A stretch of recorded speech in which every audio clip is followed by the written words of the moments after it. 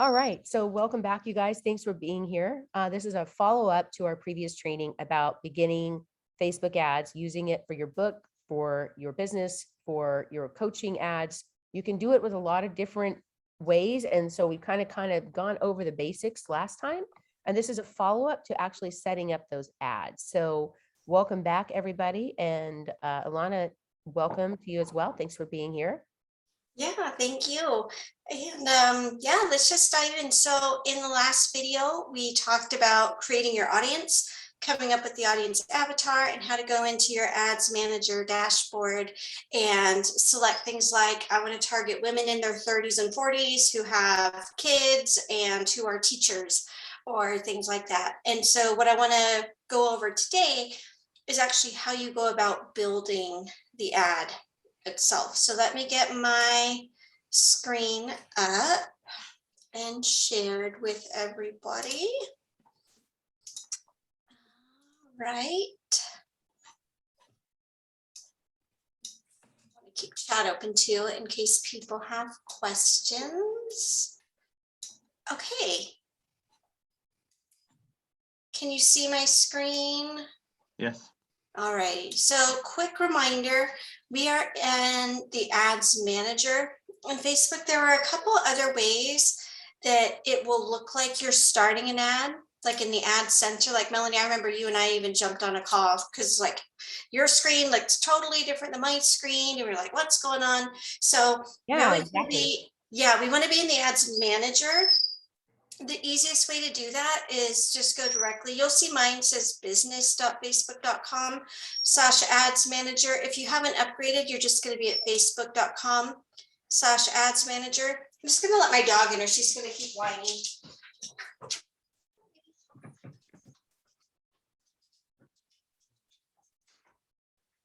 If you start on your actual Facebook page, it will likely take you to the ad center. So if you ever feel like you're totally stuck, like nothing on your screen looks anything even remotely like mine, you might want to double check that you're not in the ad center. So for a super quick recap, we have been talking about traffic campaigns. We can also talk a little bit about conversion campaigns. The way you set up the ad, though, is going to be similar for both. So I'm just going to show you with the traffic. And where you're going to, sorry, my Zoom is covering what I need to see here. Where you're going to find it the simplest is to just remember the difference between a campaign, an ad set, and an ad. And so the campaign is what you create, and it's how you tell Facebook what you want Facebook to do. So in this case, we want Facebook to send traffic to a page. The ad set is basically the same thing as our audience. It's also where we set our budget and things. But if you think of ad set as your audience, then you're going to get it. This is what we did last time. You can target by their location, their interests, and things like that. So next up, let's talk about actually building the ad. So let me go over and see if I can pull up a couple examples for you to look at. And then really the most important thing that I would say is when you're setting up the ad itself, what people are going to see. I encourage you to pay attention to the user experience as somebody is scrolling through Facebook. And so the first thing that's going to get them to stop scrolling is your image. And so when I teach how to build the ad, I usually like to teach in the order, not that it appears here on the dashboard, but basically the order of the experience of the user. This is another way for us to just be kind of client focused. So let me pull up an example or two, first of all. And we can talk about the components of the ad, and then we can talk about how to build it, and then we'll talk about best practices. All right, here's an example that I will bring over here for everybody.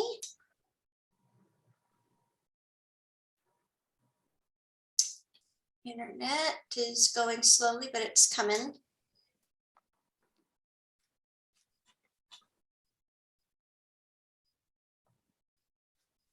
All right, so in general, somebody's not going to see all of this, right? In general, you see the first couple lines and then there's a see more button. What they're going to see first is the image. For people who love making graphics, you're going to have a lot of fun with this. For people who really dislike graphics, the good news is that it doesn't need to be text heavy. In fact, there used to be a rule that Facebook wanted no more than 20% of the kind of square space of your photo to have any text at all. And so if you don't love the graphics, you can for sure do some pretty cool things just with straight up stock photos and things like that. So let's say that you write cookbooks for parents of preschoolers. You kind of have two options. You could build a graphic that talks to your audience, that explains what you're selling and things like that. And that can kind of show them, you know, what you're doing. The other thing though that you could do is just a great picture of a happy kid eating at the table, or, you know, a nice culinary photography piece. So all that, so you can build a graphic, but you don't have to. And sometimes actually the simpler is better, because the only goal of your image is just to get people to stop scrolling. You want them to stop scrolling long enough that they're going to read your headline. So the image is first. The next thing, if you have intrigued them, they will bounce down here and look at your headline. This is where you can make sure you're talking to the right people. And also you can make sure that you're not attracting the wrong people. So as an example, let's say that your clients are, let's go back to the parent preschoolers who's looking for a cookbook. And your image might appeal to chefs, it might appeal to preschool teachers, or it might appeal to moms, right? You use your headline to really narrow down your audience. One of the mistakes that some people will make is trying to make their headline too general, right?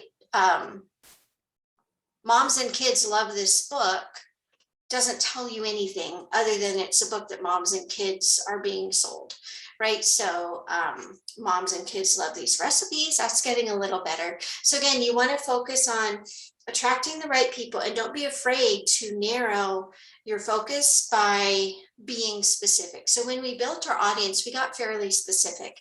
This is another time in our headline to be specific about who we're talking to. There is what Facebook calls a description down here. It's optional. It doesn't show up on all platforms, but it's a nice little space. This is the one though that I feel like you can get away with kind of phoning it in. Sometimes even just like a super short customer review, like a testimonial, can be great. So maybe in the description, it just says, you know, in quotes, Melanie helped me launch my first book with her program or something. Basically, what's going to happen is if your picture has gotten them to stop scrolling and your headline has really shown them that you are targeting them, right? So purpose of the image is just to stop scrolling. The purpose of the headline is to attract the right audience and let the wrong audience know that this isn't for them. If you hit those two things, next, their eyes are going to bounce back up to here. And like I said, on a news feed, they're only going to see about the first 3 or 4 lines with the see more button. And so the goal of these first few lines is to get them to interested enough that they will click something. They might click see more, or they might just click your image. And in this case, as a traffic campaign, the image takes you to the sales page. So again, we've got 1, the image, 2, the headline and the description, which is okay, but optional, and you don't need to worry a ton about it. And then if you've grabbed the right people's attention, then they're going to read your first few lines, which should hook them.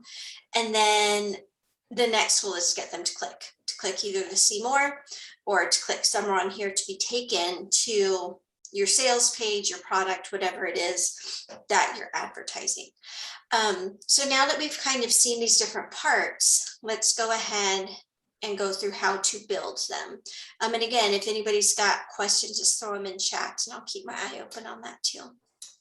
Alrighty, so made a campaign and an ad set is what we talked about last week. So now we're going to build the ad. You do have to connect it to a Facebook page. Again, this is most likely going to be your name, maybe the name of your business. The one reason I don't necessarily recommend that you make the page the name of your book is because if you happen to write more than one book or you want to advertise things besides the book, you don't want to be too pigeonholed in. So then the first thing we're going to do is come up with our image. So we're going to go down here to add creative. One thing to remember is the defaults on this page are going to be fine. So you don't need to worry about every single one of these and agonize over every single one of these. First of all, they won't let you publish your ad until everything that's required is filled out.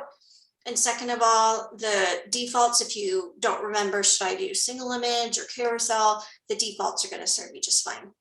Alrighty, so let's add our media. In general, this is going to be an image. If you've got a video though, you build the ad the same way.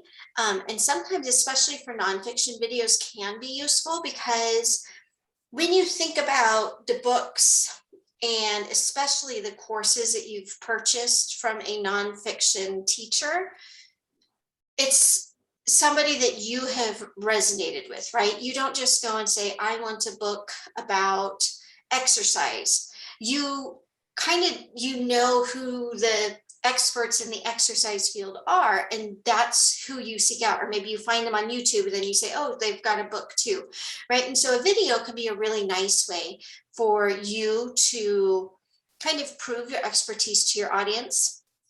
For the sake of simplicity, though, we're just going to talk about images for right now. But again, building the ad with video would be exactly the same. All right, once you tell them that you want to add an image, you have a couple options. You can upload something. So this would be if you wanted to, build your own graphic. Don't put too much text in it. Remember this, the goal of your image is just to get people to stop scrolling. But you could build a graphic. The other thing is you can look at some stock photos, which sometimes they will, when you go to account images, sometimes it links and you can have access to Shutterstock's catalog. I don't know if it's for copyright reasons or just random reasons. Sometimes that option doesn't show. Like right now, that option doesn't show for me here. So if it doesn't, don't worry. You can look at stock photos. I like deposit photos. They have an AppSumo deal. So if you follow the AppSumo newsletter, once or twice a year, you can buy, like about 100 photo credits for about $50. So it turns into a good deal. But let me show you what I look for if you were going to look at stock photos. Let me pull that up. So the biggest takeaway for images is just remember, your one goal is to get people to stop scrolling. So let's go back to exercise as an example. You're selling an exercise book and your two options in, you can build a graphic with the cover of your book and maybe a little bit of text, not too much. Even though it's no longer a rule by Facebook standards, it's still considered best practice to make sure that no more than about 20% of that chunk of image has any text on it. And if you include a book cover, that book cover has text, so that will count against that amount. So you can build a graphic like that. If you do, just remember to not throwing too much text to make it skimmable. If you want to do something really, let me throw out one other option too, and that would be like a picture of you, right? Because you are the business, you are the brand, you are the expert. You could for sure have a picture of you, and it would make the most sense to have that picture encapsulate what you do.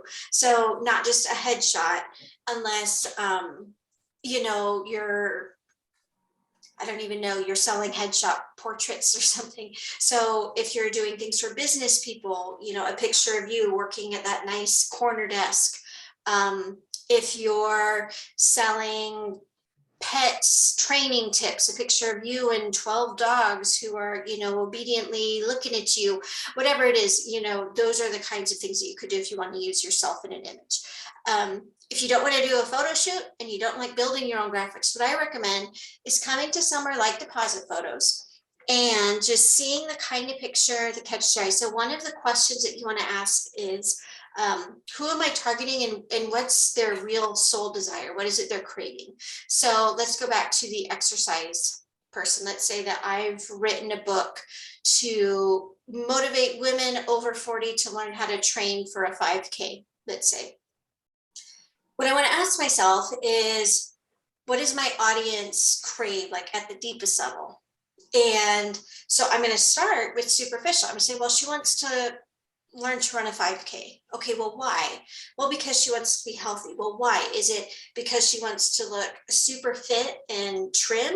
Or is it because she wants to feel strong and empowered? And based on your audience, which you know the best, that's going to help guide you into the kind of picture you choose. If your ideal reader wants to feel really, really strong and empowered, and that's more important than looking like a certain body size, then you can choose pictures that are going to appeal to her. Whereas if your goal is, follow my program and you'll have these new measurements, then you'll find a picture that hits on that. So let's just see, let me look for a woman running, and let me even make it more broad. Let's do middle-aged woman running, and let's just see what comes up. And again, I don't want to spend tons of time. I don't want to say, okay, I'm looking at this picture, that might work. I wonder if this one would be better. I don't want to do that. What I want to do is I just want to go really, really fast, and I'm going to see what catches my eye. Because again, our only goal is to get someone to stop scrolling. Okay, come on, these women aren't running.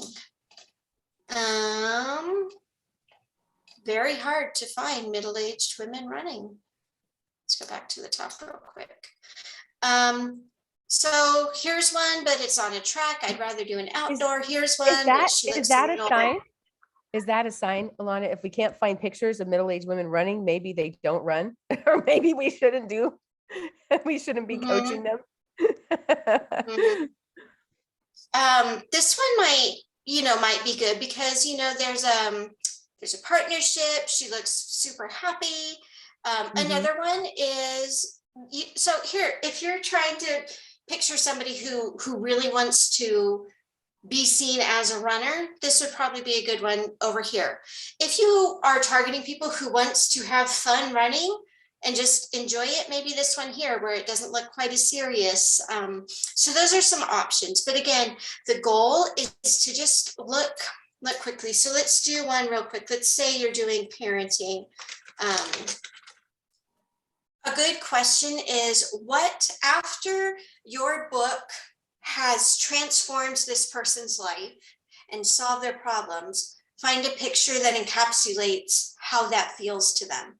Does that make sense? So even something like a get out of debt program, your picture, it might not be a woman, like holding $100 bills. That doesn't quite fit it.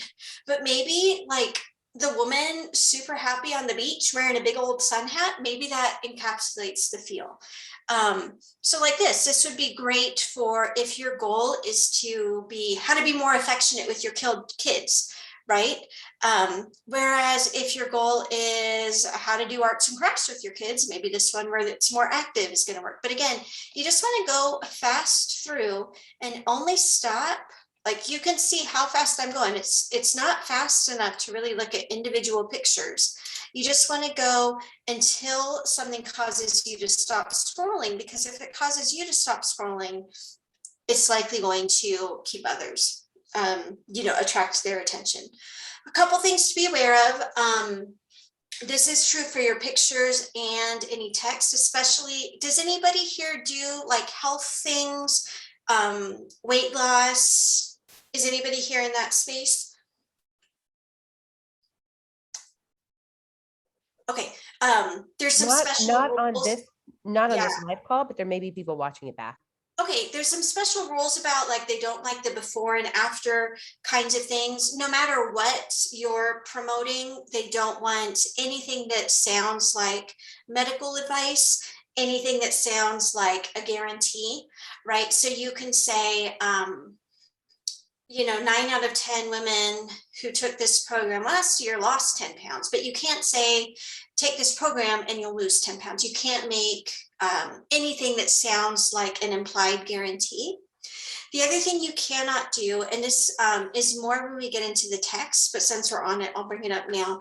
You cannot reveal any personal, privileged, or private information. So when we go and build our audience, we can see a lot of details. We can target 37-year-old women who are divorced, but we cannot make an ad that says, hey, are you recovered yet from your divorce? Because Facebook has all this data about their users, but they don't want to freak the users out. So like same thing, you can't be like,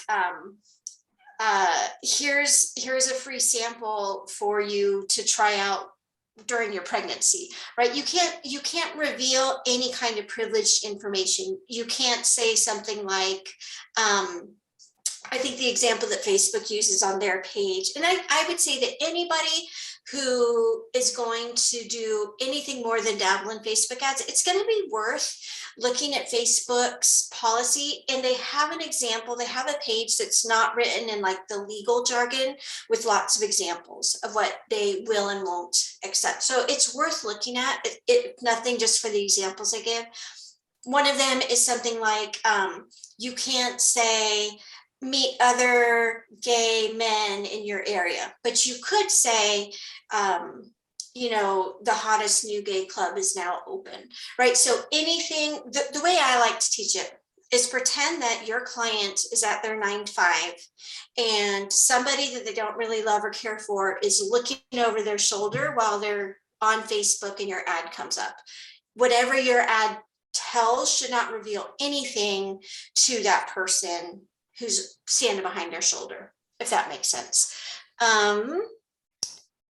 All right, pictures, anything like, steamy or racy. So like if you're doing, I don't know, like couples therapy or something like that, just keep it super family friendly, not suggestive, and you'll be fine. I'm trying to think if there's anything else that we need to be aware of.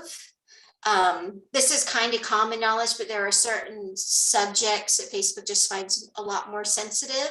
So they make it harder. They'll look at your ads with a lot more scrutiny. So politics, anything vaccine or COVID related.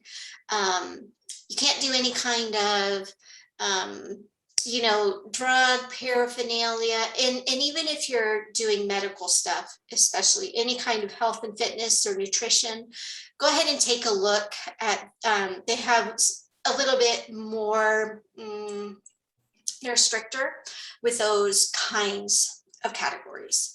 Alrighty, so I think that kind of covers photos. The That's a quick biggest, question. sure. One of the things that you didn't cover when yet, maybe you're going to get onto this, but about split testing, say, a bunch of images with the same ad. So I was waiting to see whether or not you were going to mention that. So you might pick 3 images for your ad that are saying the same thing to find out which image works best, because something that you might feel stops people in their tracks might not be what you think it is, because we're all different. Is that something that's worth mentioning at this point? It's for sure worth testing. I think right now, if this is your very, very first ad campaign, it's a little bit more important to just get the mechanics down of like, once I've selected my picture, how do I upload it? But there definitely are a couple different ways that Facebook allows you to do some of these tests. And for sure, once you, like I said, once you do anything more than just dabble with, I'll give Facebook $10 and see what happens, it's worth doing some of the tests to see. Alrighty, so we have selected our image. Next up, like I said, we always want to think about where their eyes are going to go. So the next thing that we want to look at is the headline. And so again, main goals are to call in the right people and subtly let the wrong people know that this isn't what they're looking for. Addressing your audience specifically can often work really well. So something like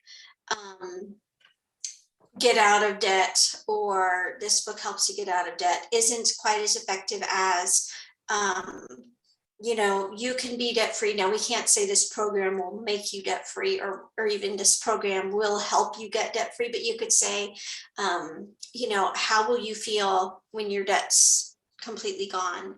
Or that's another area that they're a little careful. So I would say health, fitness, anything medical, and some financial. You want to be just a little bit more thorough with going through. But again, you can go through their policies, and it's not like a typical terms of service where like your eyes glaze over a paragraph in, and they give you some examples. But in our headline, we want to address the reader.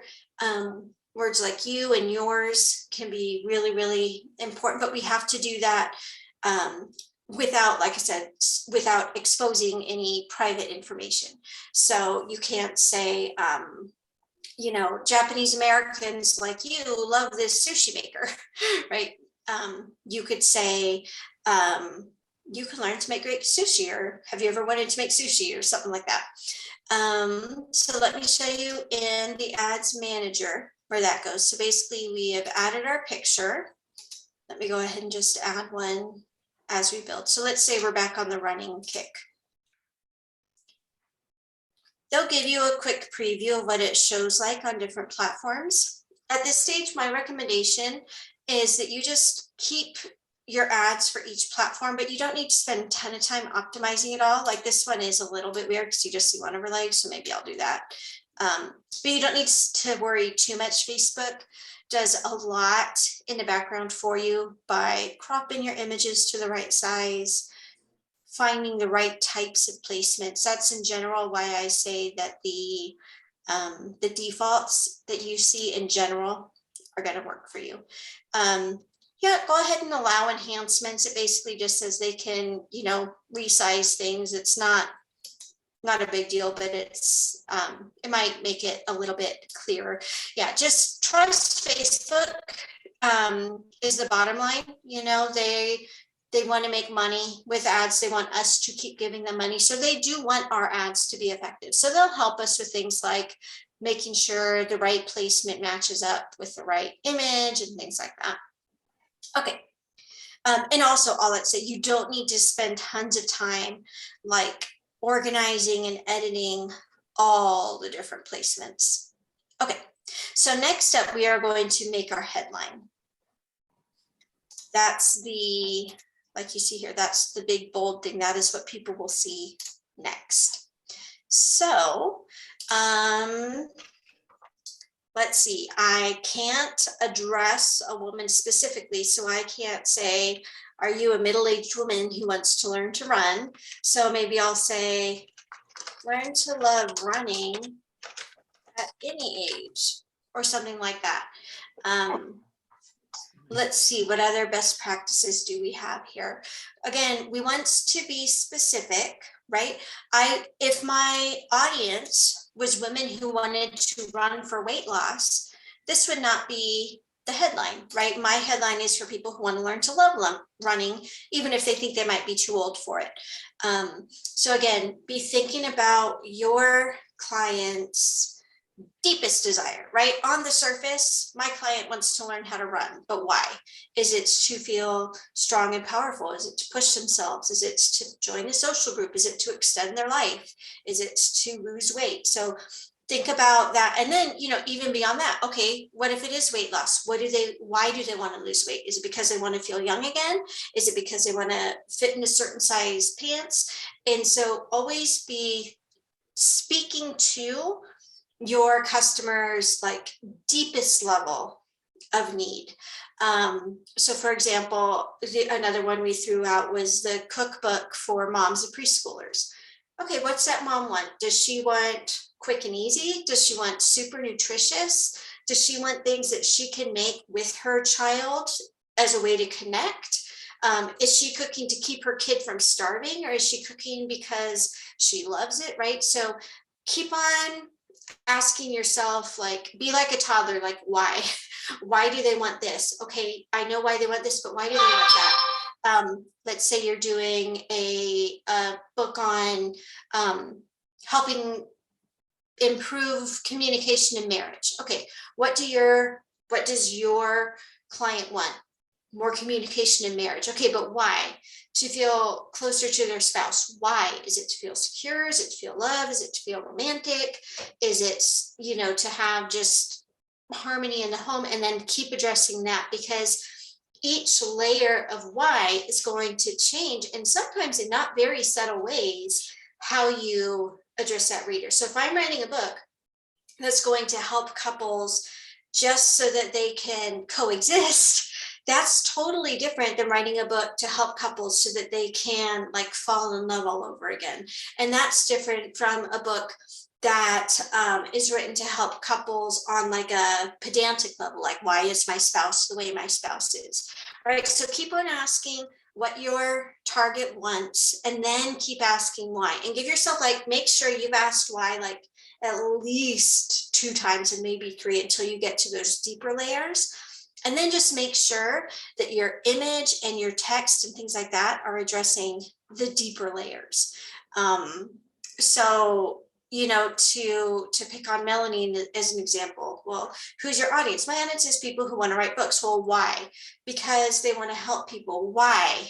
Right? Is it because they want to be seen as an expert? Is it because they want a different income stream? Those are 2 very different drives. And so if it's for an income stream, you're going to speak to that potential client in a totally different way. You're going to say something like, learn to make money with a best-selling book.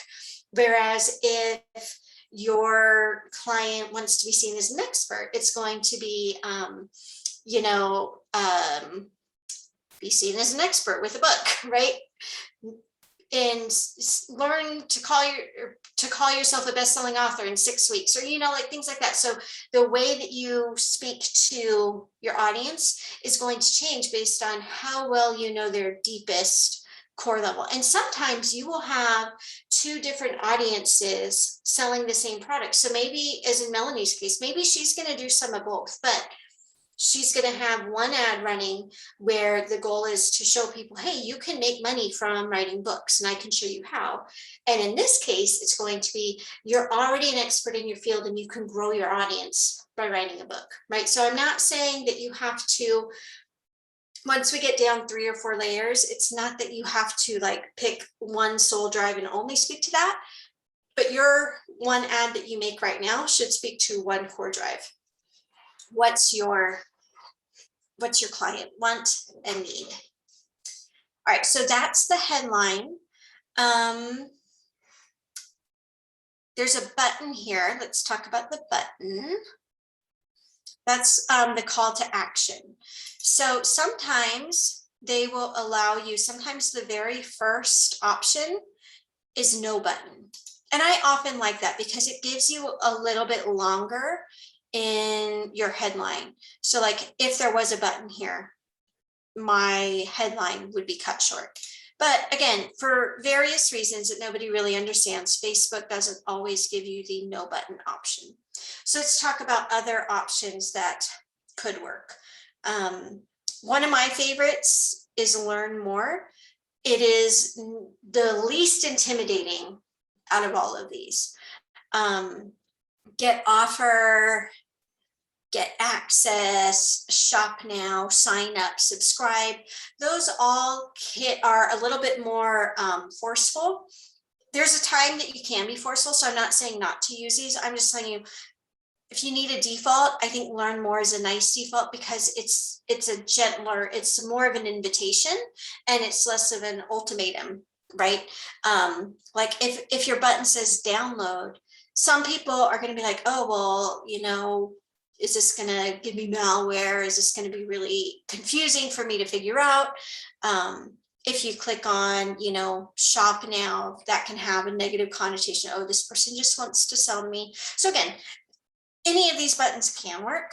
Facebook wouldn't have them here if they didn't work. Because again, Facebook wants your ads to succeed because they want you to keep paying them to show your ads. So none of these are wrong buttons.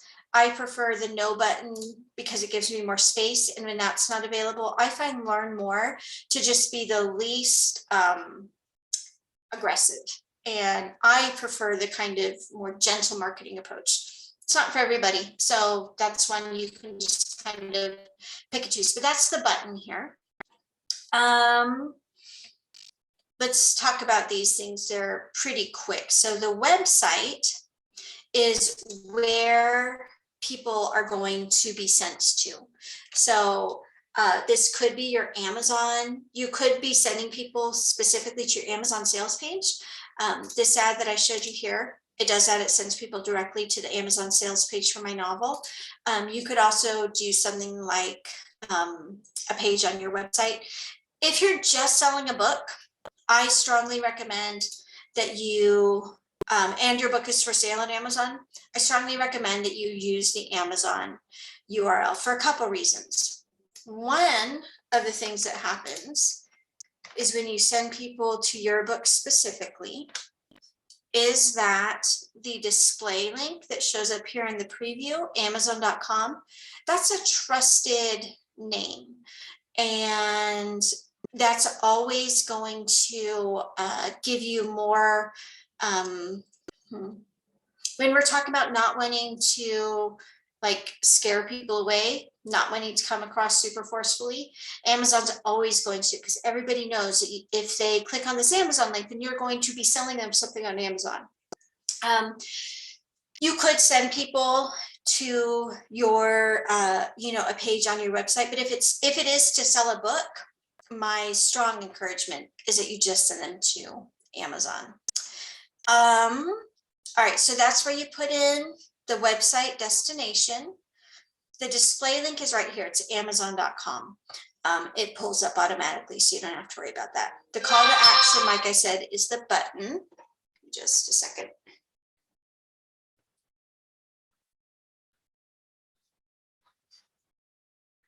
Okay.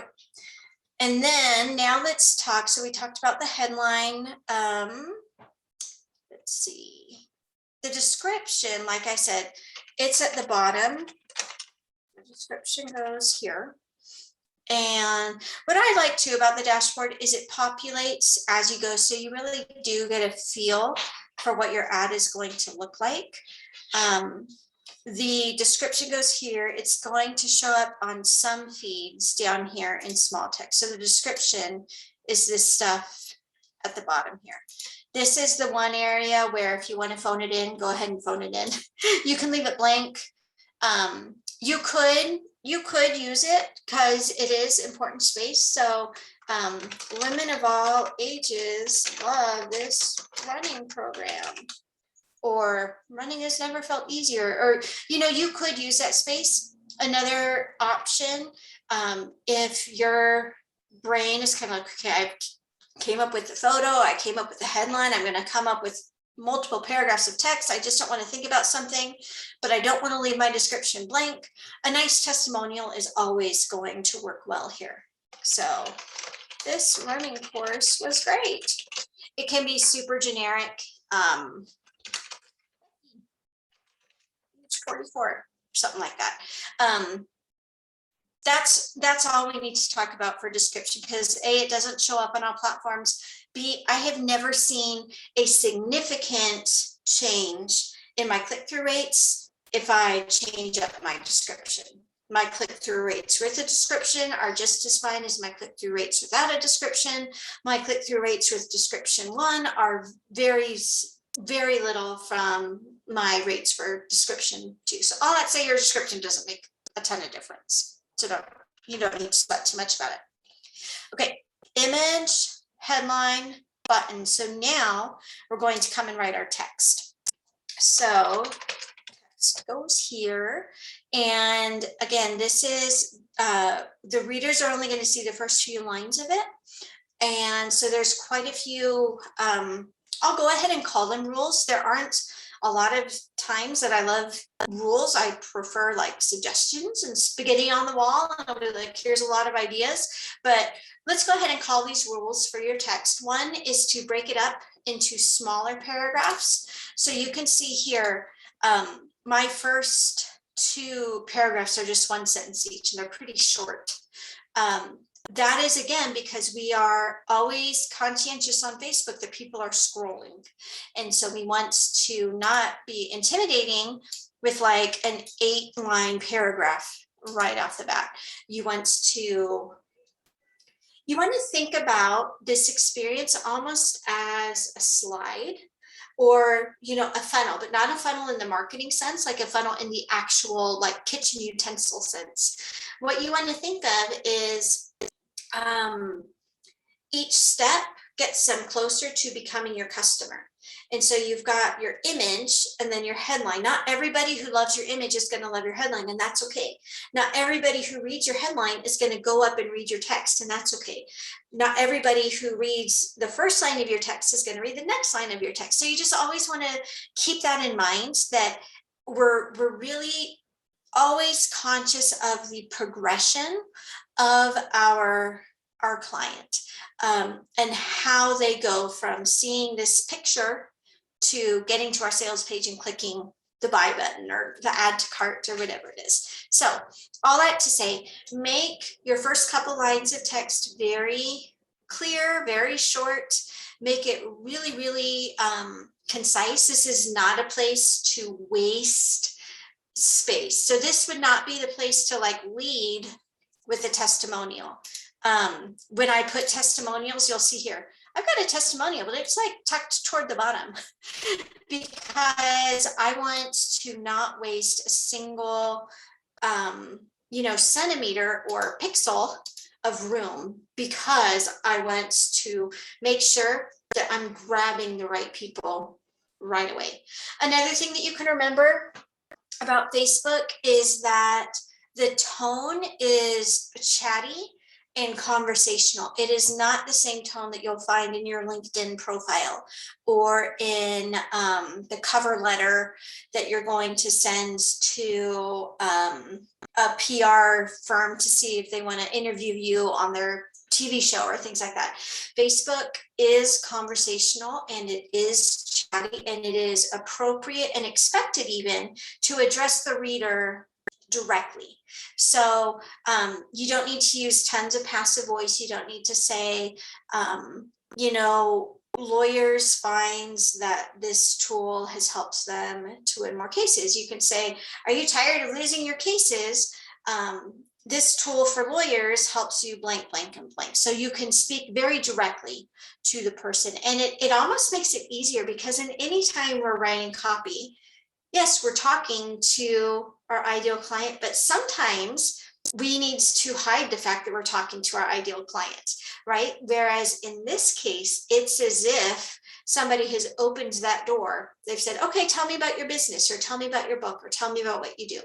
So another thing that Facebook does not want is they don't want you, this is good practice just for copywriting, but this is also like a stated Facebook, not quite policy, but a Facebook super strong suggestion to advertisers, is they don't want you to hammer on pain points right away. So they don't want to say, are you sick and tired of your spouse not listening to you? They want you to say something like, how would you feel if I waved my magic wand and you and your spouse had perfect communication with each other, right? They want you to focus on the positive. So it's okay to know your customers' pain points, and it's okay to make sure that those are getting addressed, but there's kind of a sneaky and subtle way that we're going to do that. So instead of saying, do you hate mealtime with your kids because your kid's a picky eater and you're sick and tired of cleaning food off the floor, you could say something like, make meal times fun again, with this, cute, whatever, blah, blah, blah.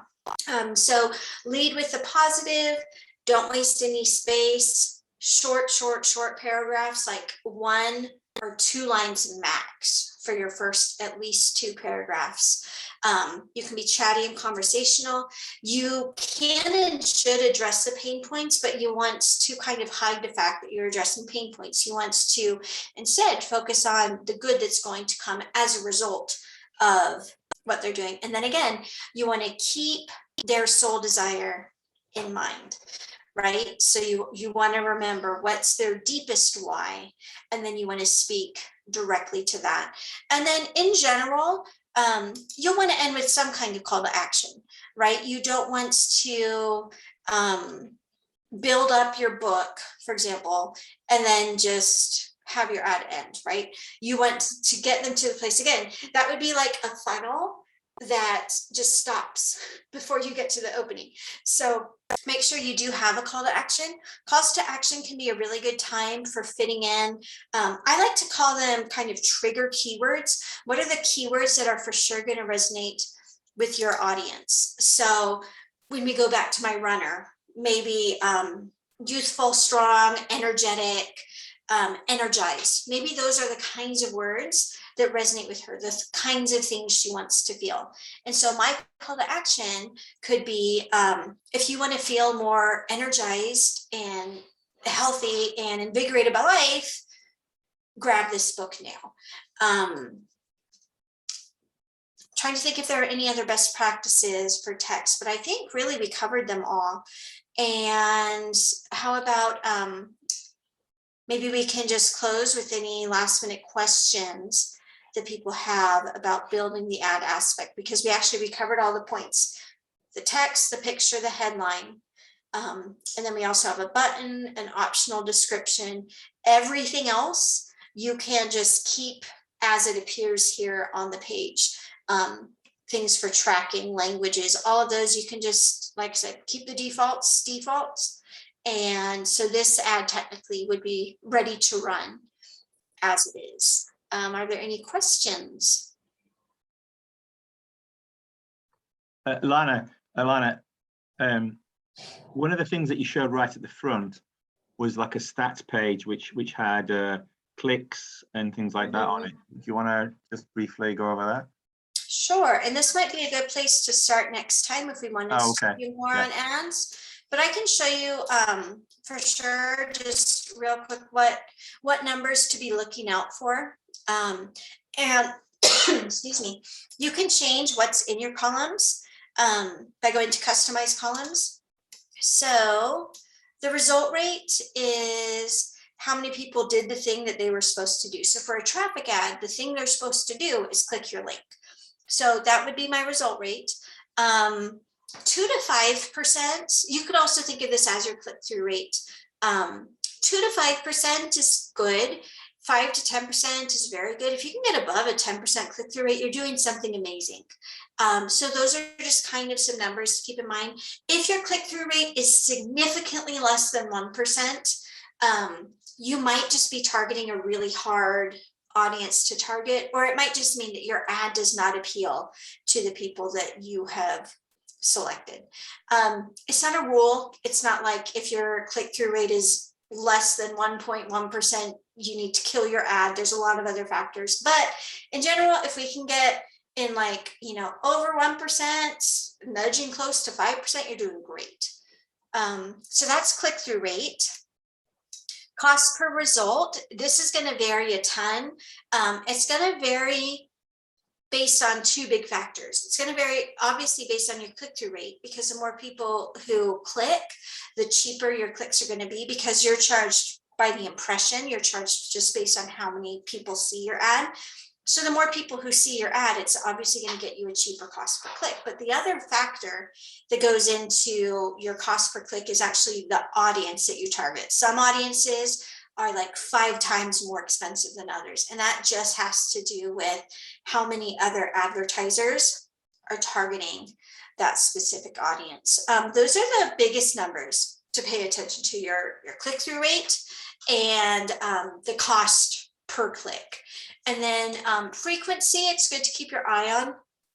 It's how many times your ad has been seen by the same person on average. So like on day one, your frequency is just going to be one, because anybody who has seen your ad, they've only seen it once. If you keep running the same ad to a small audience for months, your frequency is going to get a lot higher, and people might start to get tired of seeing your ad, in which case it's time to either target a new audience or just make a few more ad creatives. Those are the biggest numbers to track, and we can for sure, I'll leave it up to Melanie, but if that's a good place to start next time, we can go into the analysis for Facebook ads. It's like, in a way, it's a simple platform in that, like I showed you in, last time on our call, and then I showed you on this time on our call how to set up an audience and an ad. If I needed to, I could create an ad from scratch in probably 10 minutes and have it running. So in that sense, like it's pretty simple, but the intricacies, once we get into like making improvements, doing A/B split tests, incrementally improving your results, tracking your results, that's where it gets pretty complicated. So yeah, some of it really depends just on, how in depth we want to go. But yeah, that's at a glance how to see how your ads are doing. Thank you. Yeah. Any other questions?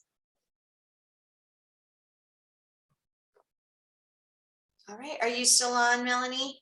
Yeah, I'm here. Hey. So, oh, great. Well, you guys, this is great information, because not only can you use this to promote your book, but for those of you that are also trying to promote your consulting, coaching, your courses, all of that kind of stuff, you can use something similar. The only thing I would add to this is that I found when we do paid ads and we market to a conversion page where they're actually going to buy something, then sometimes your ad cost is going to be higher. So if you run it to a free group where you basically just create a public group that's free and you run ads to that group, then you can engage with them. It's a lot cheaper for your advertising. It keeps your costs down. I did this years ago when I first started, and it worked great. And the cost was really low. It was like pennies compared to dollars when you're trying to convert them to buy something. So it's just another option that you can try, and you can open up a free group. I was able to get 750 people to join the group in about 2 weeks' time, maybe less. So if those of you are trying to build a group and then you want to establish your rapport or do some training or start to engage with that group, that's another way that you can do it. Especially if you're planning to run ongoing ads for your services as opposed to just your book. So even though you may not have your books out, some of you are still working on your book, you can still play around with this and start getting familiar with it before your book is finished. And to be fair, a book is about the cheapest thing that people are going to be selling on Facebook. So if you're selling coaching or courses, it's likely going to be easier to make a profit. It's hard. It's not impossible, but it is hard to make a profit on like selling a $4 or $5 book. Whereas if you're selling a $400 or $500 consultant package, it's, you've got a lot more room to work with. Yeah, so thank you everybody, Melanie and everybody else, for being gracious, and I'm sorry for taking that extra time and not being here right on the dot, but Oh, that's okay. We appreciate it. I know you got a lot going on too. And then I just want to confirm, so in 2 weeks, it'll be November 17th, same time at 5 Pacific. So in 2 weeks, we'll be back for the follow-up to this. And that's really the idea, is to give you guys a chance to get some of these ads set up. That way, if you have questions, it's a great way to take advantage of the time that we have here with Alana. So I can actually send out an email with the recording of the Amazon and the Facebook training. And also remember that these trainings are in your student center. So if you log into your back office, there's also Facebook and Amazon ads training there as well. So these are more updated, so more recent, but they're all pretty much the same setup and the same module. So yeah, if you have any questions, you can also talk about it on your weekly calls with Sharon. And we'll see you guys on the next one. And make sure you guys put on your calendar for the launch next week for the other authors, 11/11 at 9 a.m. All right. Thanks, everyone. Thanks, Alana. Thanks for being here. Thank you. Bye-bye.